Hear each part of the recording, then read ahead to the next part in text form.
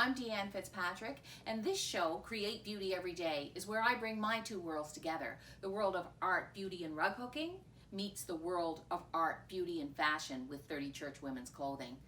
We're just having fun, and we want you to join us.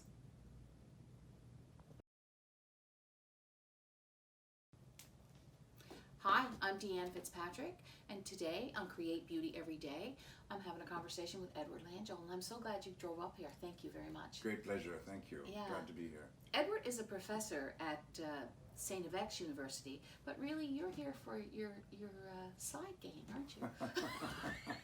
I'm here promoting my book, The Story of Lillian Burke, which has been recently released by Bolardry Island Press up in Cape Breton. And it's the story of the lady who, with the help of the daughters of Alexander Graham Bell, founded the signature tradition of rug hooking in Cheticamp.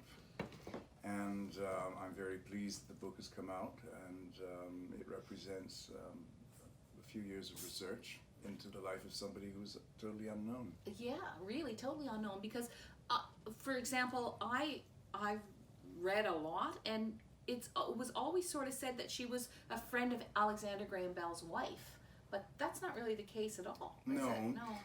Lillian Burke was born in Washington, D.C., and she was a governess, a school teacher and a governess, an art teacher in the household of Gilbert and Elsie Grosvenor. And she summered, of course, with the family on occasion in Bedeque.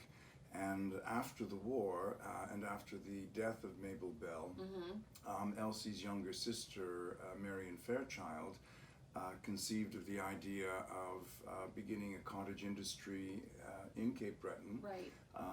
To carry on the tradition her mother had started some years earlier.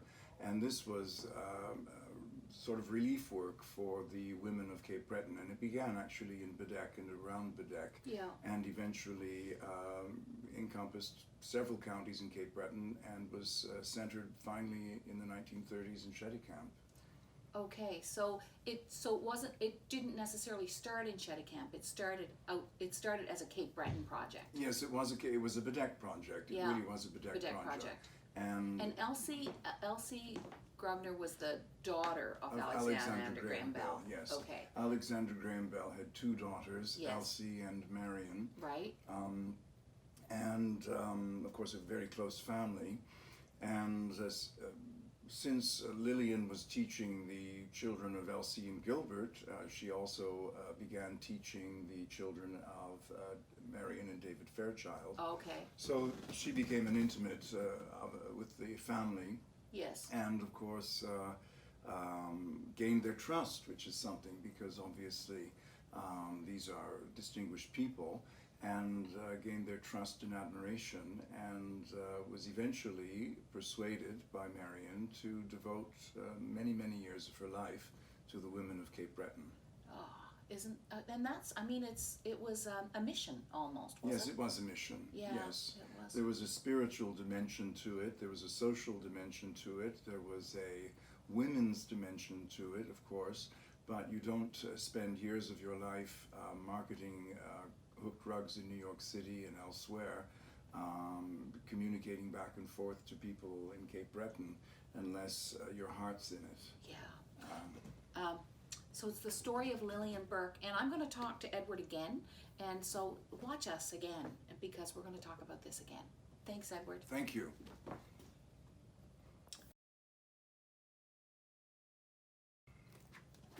So I'm back with Edward Langell and the story of Lillian Burke, which is a beautiful book. It's so well researched, and I love it that I don't want to say it's an academic book because it's a good read, but I really think that there's you did some serious research into this woman. Yes, I did. I can say that the research was a source of great pleasure and joy. When I'll tell your listeners how I began research into this story. I was in an antique shop in New Glasgow, and I discovered a box of, I didn't discover it, it was pointed out to me by the dealer, of Cheticamp hooked rug designs, and they dated clearly from the 1920s and 30s, so I acquired that, and then I became interested in the story. When I began my research, absolutely nothing was known about Lillian Burke, with certainty, not even her place of birth or her date of birth or where she died or anything. Yeah. And so therefore it was a puzzle that one started fitting together piece by piece. What's it like to research a person? I mean, do you kind of fall in love with them? Yes, you do. A little bit, yeah. I got that feeling. There was a relationship going There's a on relationship, yes, Yeah. there is. You, some famous biographers said that you actually have to have feelings of love for your subject. If you don't, you really won't write the biography. If you're antagonistic towards the subject, it's very hard to do. I don't know what people do about Adolf Hitler, but it is a relationship, and it's mystical in the sense that you're bringing somebody back from the beyond. Right. And in this case, this was not a famous person by any means. It was someone who was absolutely forgotten, except in very, very narrow circles. I met 3 people in the course of my research who actually knew her, and their memories were childhood memories, so therefore a little bit fuzzy. Okay. And sometimes impressionistic. I mean, I think one person told me that Lillian Burke had a bird-like quality, which found its way into the book, obviously. But nobody intimate who could tell me anything about her life, and so therefore one had to resurrect her life from the sources that one could find. Fortunately, in those days, newspapers were a very good source of information on all kinds of things. I think even anyone in Nova Scotia will remember, for example, the social pages where so-and-so came to tea. Yes. And We still have them in Cumberland County. So-and-so's Yeah. sister arrived from Boston and that sort of thing. So these were ways of piecing together her life. And then there were just archival sources, because she had served with the U.S. Expeditionary Force in Germany and France after the war as a reconstruction aide, and her personnel file was intact, and therefore and very detailed, and so therefore one could gain a lot from that. Without her, there really wouldn't be a Shedicamp story today. No, there wouldn't. There No, wouldn't. absolutely not. No. No. She really changed women were hooking sort of rough. Yes. And she really changed that, which I noticed you mentioned in the book that, that some people sort of thought that wasn't a good thing. Yes. But really, I felt that you were very defensive of her, which is a nice thing. I mean, you were caring for her. She, before Lillian Burke came along, Yeah. women in Shedicamp hooked drugs, which they bartered, and they Yeah. bartered for anything that they could get, for pots and pans, and old clothes, and rubber boots, Yeah. and you name it. And Lillian Burke in 1927, and one has to put oneself in the maritime economy of the 1920s and Right. 30s, actually began paying cash. But this was based on the fact that she could herself market these rugs, and so therefore it became a cash-based and a cash-driven Yeah. business. So Such it an was a opportunity business. at that time. And but as you know, a business like that is dictated by taste and Yes. what you can sell. Yeah. And taste is something that's very hard to define, and it's very subjective. So I think now I can see clearly that Lillian's taste was part of the taste of the period. I can kind of picture Yes.